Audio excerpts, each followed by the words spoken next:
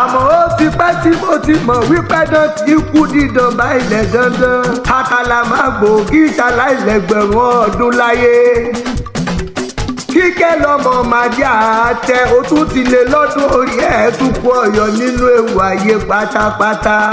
Prọfẹ̀ ló gbé mi débí ló pé kí n wá kíyọ̀ pé ó ti ṣọdún èyí náà pé wá ṣe tẹ̀mí sí i. Happy birthday to you o Kikelomo kórìmájò kanjú kú. Kikelomo mọ̀ sí apá rẹ̀ yóò sì mọ̀ ká o ní báwọn sì rìn nínú ayé.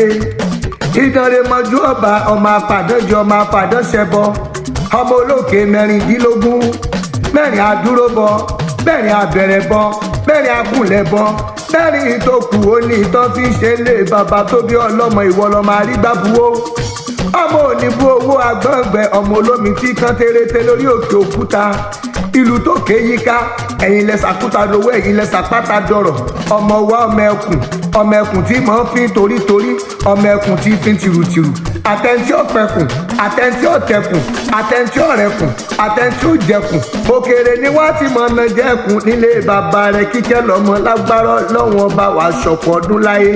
Kikelomo ti ṣọdún èyí wá ṣe tẹ̀mí sí nínú owó nínú ọlá ńlá nínú àìtètèkú tí í ṣe balẹ̀ ọ̀rọ̀ orógbó ló ní ogbó òbí ló ní kọ́ ọmọ ṣe rí ibi nínú ayé àtàrí lóníire gbogbo lámọ́dún kó máa jẹ tí ẹ lágbára lọ́wọ́ ọba.